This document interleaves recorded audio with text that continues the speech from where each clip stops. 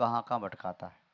लोभ के कारण व्यक्ति कहाँ कहाँ जाता है, देश में जाता है, विदेश में जाता है, जंगलों में भटकता है, पर्वतों पर भटकता है, गुफाओं में भटकता है, जलाशय, नदी, समुद्र, तालाब में भटकता है, धन कमाने के लिए जाता है। उसे पैसा चाहिए, पैसा, चाहे ऐसा हो वैसा हो कैसा भी हो, पैसा होना चाहिए। उसकी मानसिकता यही है। इस युग में पैसे की माया, दया, धर्म सब पैसे में, पैसे में ईमान बिकी और इज्जत लुटती पैसे में, बेईमानी और दुराचारी दुष्कर्म छिपे सब पैसे में, ज्ञानी की मत को भ्रष्ट करे, हाँ ऐसी ताकत पैसे में। बिन पैसे परिवार कुटुंब की बात न पूछे कोई, विपत में तेरी काम न आवे कोई। तो पैसे के ऊपर व्यक्ति चला जा रहा है। एक पैसे के लिए तराजू की पलड़ी में पैसा रखा है, दूसरी पलड़ी में पैसा प्राप्त करने के लिए सब कुछ देने तैयार है। अपनी प्रतिष्ठा, इज्जत, आबरू, धर्म, कर्म सब देने तैयार है। पैसे का सा लोभ उसे सताता है। महानुभाव, लोभ कषाय वृद्ध शरीर में भी ऊर्जा भर देती है। लोभ कषाय के कारण रोगी व्यक्ति भी काम करने तैयार हो जाता है। लोभ कषाय के कारण व्यक्ति अकृत्य को करने भी तैयार हो जाता है, निंद से निंद कार्य करने लगता है। चाहे किसी की नौकरी करने लगे, चाहे गंदगी साफ करने लगी, चाहे दुर्वचन सही, पैसे का लोभ उसे सब कुछ करा देता है। अभी मणिकर्णिका के स्वाद में एक दृष्टांत बहुत अच्छा आया। एक नगर सेठ रात्रि के समय बारिश होने पर नदी में बाढ़ आई। बाढ़ में बह करके जो लकड़ियां आ रही थीं, उन लकड़ियों को बीनने के लिए रात्रि में पहुंच गया। बारिश बहुत तेज हो रही थी, बीच बीच में बिजली भी कड़क रही थी। राजा का महल नदी के किनारे ही था, वहां से नदी का दृश्य दिखाई देता था। रानी की निद्रा भंग हुई, उसने बाहर देखा, कड़कती बिजली को डर गई। जैसे बिजली कड़की, सामने देखा कि एक व्यक्ति नदी किनारे बैठ करके लकड़ियां इकट्ठी कर रहा है। कौन व्यक्ति, ये जीवित है कि मृत है, क्या ठूंठ है? बाद में पुनः बिजली कड़की, स्पष्ट जानने में आ गया यह कोई मनुष्य है। बहुत गरीब होगा बेचारा, बहुत गरीब होगा बेचारा, जो रात्रि में या नदी किनारे बाढ़ में बह करके आने वाली लकड़ियों को इकट्ठा कर रहा है। महारानी ने अपने पति राजा से कहा, देखो आपके राज्य में इतने गरीब व्यक्ति हैं जो नदी की लकड़ियों को बीन करके बाढ़ में बरसते पानी में, यहां पर वह खड़ा है व्यक्ति अपने प्राणों की परवाह नहीं कर रहा, भूखा पेट क्या नहीं कराता, लगता है भूखा होगा बेचारा, 2-4 दिन का भोजन नहीं मिला होगा। आपके राज्य में ऐसे व्यक्ति भी भूखे मर रहे हैं। आप किस बात के राजा हैं? आपके पास अपार धन है, खजाना है, किसके लिए आपकी प्रजा भूखी मरे? राजा ने कहा, ऐसा तो नहीं है, मैं भी भेष बदल करके रात्रि में नगर में जाता हूं और सबके द्वार पर मैं खड़ा होकर के देखता हूं, घर की चहल पहल सुनता हूं, वार्तालाप सुनता हूं, भेष बदल के जाता हूं, कौन क्या चर्चा कर रहा है। किंतु मुझे ऐसा नहीं लगा कि मेरे नगर में, मेरे राज्य में कोई ऐसा गरीब हो जिसे 2-4 दिन से भोजन न मिला हो। याचक कोई नहीं, कोई याचक होता है तो याचक को यहाँ पर काम दे दिया जाता है, याचक की सब व्यवस्था की जाती है, रहने की भी और भोजन पानी की भी। इतना गरीब व्यक्ति कैसे हो सकता है? एक नौकर को, सेवक को बुलाया और कहा, देखो नदी किनारे कोई मनुष्य लकड़ी इकट्ठी कर रहा है, कौन है, बुला के लाओ। गया, उसने कहा, चलो आपको राजा ने बुलाया है। क्यों? मैं अभी नहीं जा सकता, मैं लकड़ी इकट्ठी कर रहा हूं। अरे भाई, लकड़ी इकट्ठी क्यों कर रही? इकट्ठी लकड़ी कर रहा हूं, मुझे आवश्यकता है, धन चाहिए, पैसा चाहिए, हम राजा से आपको दिलवा देंगे। बोले राजा ने नहीं दिया तो? बोले विश्वास करो, राजा ने बुलाया है, हमारा राजा बहुत न्यायप्रिय, दयालु है, करुणावान है, वह सबका ध्यान रखता है, प्रजा का पुत्रवत पालन करता है, इसलिए राजा आपको अवश्य देंगे, चलो। प्रातःकाल हुआ, राज दरबार में उसे उपस्थित किया। राजा ने पूछा, भाई तुम रात्रि में नदी किनारे बाढ़ में बेकर की आई लकड़ियों को इकट्ठा कर रहे थे। हाँ महाराज, आपने ठीक देखा, सही कहते हैं। क्यों महाराज? आप तो जानते ही हैं व्यक्ति ऐसा काम क्यों करता है। उसे धन की आवश्यकता है, मुझे भी धन की आवश्यकता है। धन तुम्हें क्यों चाहिए? महाराज मेरे पास एक बैल है, उस बैल की जोड़ी बनानी है, मुझे धन चाहिए। अच्छा कोई बात नहीं, इतना परिश्रम नहीं करना है।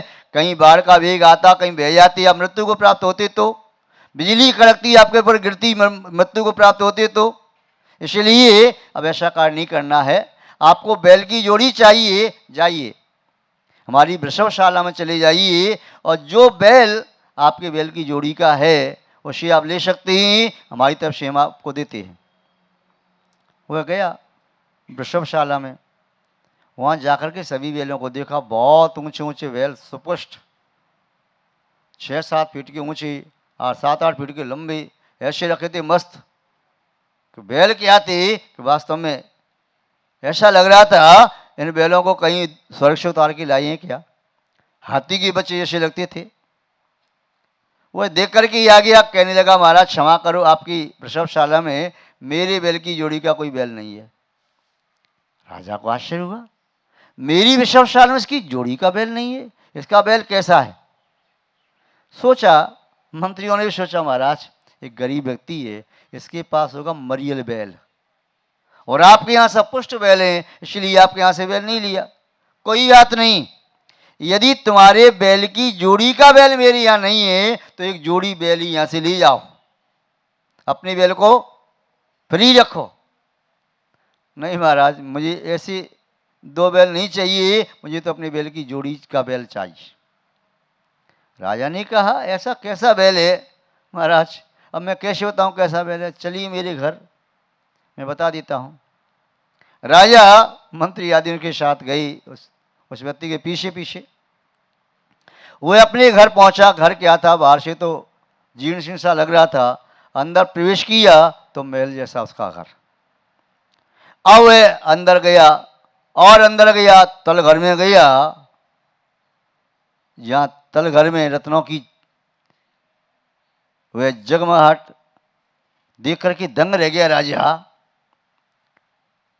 बोले कहाँ है तेरा बैल? बोले महाराज दिखाता हूँ, ये देखिए सामने शेर की जोड़ी, ये हाथी की जोड़ी, ये हरण की जोड़ी, मयूर की जोड़ी, सारस की जोड़ी, ये तोते की जोड़ी, ये बगला की जोड़ी, ये सबकी जोड़ी है मेरे पास, बैल की जोड़ी नहीं। देखा बैल की ऊंचाई का बैल रत्नों से बना हुआ खड़ा है। राजा सोचता है इसके पास इतना वैभव है, ऐसा बैल तो मेरे पास भी नहीं है। इतना धन होने के बावजूद भी ये इतना कंजूस, अपने प्राणों की परवाह किए बिना रात्रि में लकड़ी बीनने चला गया। लोभ व्यक्ति से कुछ भी करा सकता है। लोभी व्यक्ति कुछ भी करने को तैयार होता है, वह प्राणों की भी परवाह नहीं करता। और लोभी व्यक्ति जब लोभ के आवेश में होता है तो लोभ का प्रकर्ष आता है, तो व्यक्ति की बुद्धि भ्रष्ट हो जाती है, विवेक नष्ट हो जाता है। आपको एक मेधास नाम के व्यक्ति का उदाहरण ज्ञात होगा, जिसने क्या मांगा, मैं जिस वस्तु को छूं सोना हो जाए। बाद में उस महात्मा ने कहा देख सोच ली, वो नहीं बस यही वरदान चाहिए। सोच ली, बोले यही वरदान चाहिए। सोच ली, यही वरदान चाहिए। तथास्तु। लौट करके आया खुशी खुशी, अपने मकान को छुआ, सोने का हो गया। बर्तन सब छुए, उपकरण सब छुए, सोने की हो गई। अब प्यास लगी, पानी पीने को बैठा, गिलास हाथ में लिया सोने का, पानी स्पर्श हुआ मुख से, होठों से, सोना बन गया। रोटी छुई, सोना बन गया। अब तो रोने लगा। अब क्या करी? पुनः लौट के महात्मा के पास गया। महात्मा ने कहा मैंने पहले कहा ना, वरदान लेने के पहले सोच ले, मैं वापस नहीं लूंगा वरदान को। फिर अब कहता है चाहे मुझे तो गरीब बना दो, भिखारी बना दो, मैं तो भीख मांग के खा लूंगा, पर मुझे ऐसा वरदान नहीं चाहिए। उसे अकल आ गई। लोभ में जाकर के व्यक्ति कहता मुझे ये चाहिए, ये चाहिए, ये चाहिए। सबसे जघन्यतम व्यक्ति हुए है जिसे धन का लोभ होता है। इसलिए अधम पुरुषों को ये कहा है जो धन चाहते भी अधम हैं। अधमा धन मिच्छन्ति धनमानम च मध्यमा, मानम महान मिच्छन्ति मानवी मेहताम धनम। अधम व्यक्ति धन चाहता है, उसके जीवन में सबसे मूल्यवान वस्तु कोई है तो धन है। वह धन चाहता है। मध्यम व्यक्ति धन और मान सम्मान दोनों चाहते हैं। उत्तम व्यक्ति वह है जो धन नहीं चाहता, केवल मान सम्मान चाहता है। यह नीतिकारों ने कहा। किंतु लोभ अन्य प्रकार का भी होता है। एक धन का लोभ होता है, धन हुआ तो फिर लोभ होता है आरोग्य का लोभ, मैं स्वस्थ रहूं। तीसरा लोभ आता है प्रतिष्ठा का लोभ, मेरी प्रतिष्ठा रहे। चौथा लोभ होता है मेरी पुत्र आदि भी हों, पुत्र का लोभ। स्त्री का लोभ, पहले स्त्री का लोभ, फिर पुत्र का लोभ, फिर उसके बाद प्रतिष्ठा का लोभ, उसके बाद राज्य का लोभ। ये सब लोभ करता जाता है, पूर्ति होती जाती है, फिर उसके जीवन में लास्ट में आ जाता है पुण्य का लोभ। वह पुण्य कार्य भी करेगा तो लोभ से करेगा, मुझे ऐसा प्राप्त हो जाए, वह पुण्य का भी लोभ होता है। और उसके बाद फिर लोभ आएगा प्रशस्त निदान सुगति का लोभ, अच्छी गति की प्राप्ति हो जाए। महानुभाव, लोभ कैसा भी हो अच्छा नहीं होता। लोभ अच्छा नहीं होता। नीम को कितना भी धो लीजिए उसका कड़वापन जाता नहीं, कोयले को कितना भी धो लीजिए कालापन जाता नहीं। लोभ की अग्नि में जलता हुआ व्यक्ति वह धर्म को समझ पाता नहीं। पतंगा वह देखता है प्रकाश को, अग्नि के प्रकाश को देखता जल जाता है, ऐसी लोभ की अग्नि में व्यक्ति जल जाता है, अपना जीवन समाप्त कर देता है। लोभ शब्द का अर्थ क्या है? यह लोके भ्राम्यति सा लोभ, जो लोक में संसार में भ्रमण कराई उसे लोभ कहते हैं। लोभ इस आत्मा को संसार में भ्रमण कराता है। लोभ छूट जाए तो आत्मा संसार में भ्रमण नहीं करेगी। एक बार जीवन में से लोभ नष्ट हो जाए, और वह नष्ट होता है 10वें गुणस्थान के अंत में। सूक्ष्म लोभ नष्ट हो जाता है, फिर वह क्षीण मोह बन जाते हैं, और दबा करके उपशांत मोह होते हैं। तो एक बार नष्ट हो जाए लोभ समग्र, उस जीव का उसी भव से नियम से मोक्ष है। और लोभ नष्ट नहीं हुआ तो मोक्ष क्या, सदगति भी नहीं हो सकती। महानुभाव, आज उत्तम शौच धर्म की चर्चा की, सत्य धर्म की क्यों नहीं? पूजन में पहले सत्य धर्म का पढ़ते हैं। आचार्यों का ये मानना है जब तक जीवन में लोभ रहेगा तब तक सत्य नहीं आ सकता।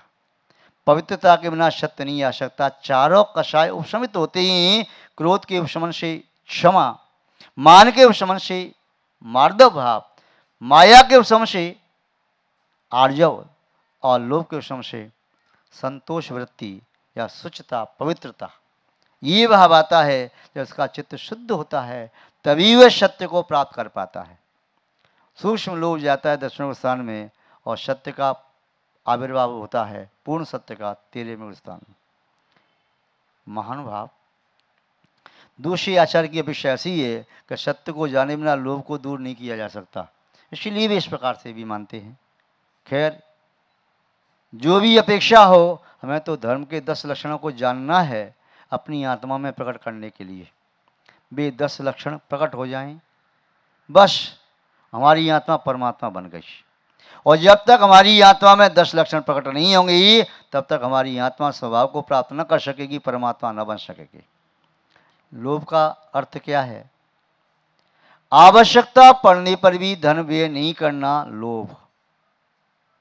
आवश्यकता पड़ने पर जितनी आवश्यकता खर्च करना यह तो विवेक है। व्यक्ति मितव्ययी हो सकता है, मितव्ययी होना बुरा नहीं है, लोभ करना बुरा है। कंजूसी वह कहलाती है व्यक्ति खाए नहीं, खर्च नहीं करे, खिलाई नहीं, रखता जाए रखता जाए रखता जाए, वह लोभ है। जो अंदर विद्यमान लोभ है उस लोभ कषाय का परित्याग करना। जब लोभ कषाय का परित्याग होता है तभी निस्संदेह जीवन में उत्तम शौच धर्म प्रारंभ होता है। जो मुनि महाराज होते हैं वह सर्व प्रकार की लोभ का परित्याग करके उत्तम शौच धर्म को आत्मा में प्रकट करते हैं। और जब तक मुनि महाराज के चित्त में भी थोड़ा सा लोभ रहता है तब तक मुनि महाराज का चित्त भी प्रशस्त विशुद्ध नहीं माना जाता। श्रावक के चित्त में तो लोभ संभव है, किंतु मुनि महाराज के मन में लोभ कहाँ। आचार्य शिवकोटि मुनिराज ने, आचार्य मुक्ति स्वामी जी ने जहाँ निदान की बात कही तो उन्होंने कहा बिना लोभ के निदान किया ही नहीं जा सकता। यहां तक कि प्रशस्त निदान है तब भी लोभ की परिणति है। तो जो व्यक्ति उस लोभ को मन से, वचन से, काय से, सब प्रकार से छोड़ देता है, ऐसे व्यक्ति ही अपने चित्त को निर्मल करने में समर्थ होते हैं। आप भी उस लोभ की प्रवृत्ति को छोड़ने का भाव रखना, आप भी अपने चित्त को विशुद्ध बनाने का भाव रखना, संतोष व्यक्ति को धारण करना।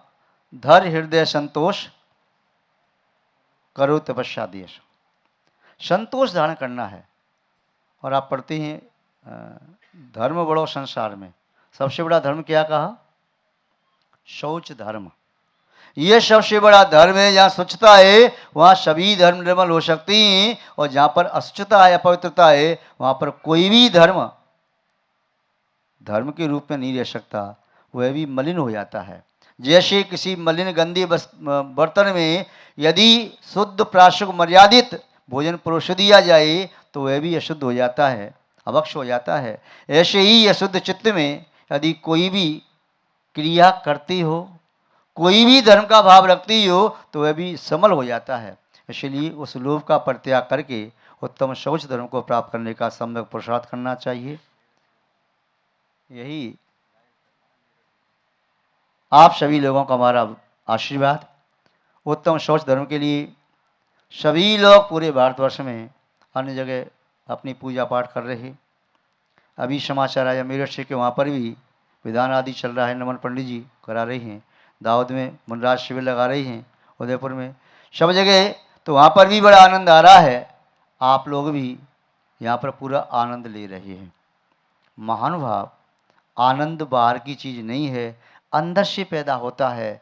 चित्त ज्यों ज्यों शांत होता है, ज्यों ज्यों निर्मल होता है, पवित्र होता है, त्यों त्यों चित्त में आनंद की अनुभूति होती है। आप सब लोग उस परम स्वाभाविक शाश्वत आनंद को प्राप्त करने का पुरुषार्थ करें। हमारा आप सबके लिए यही सद्भाव है।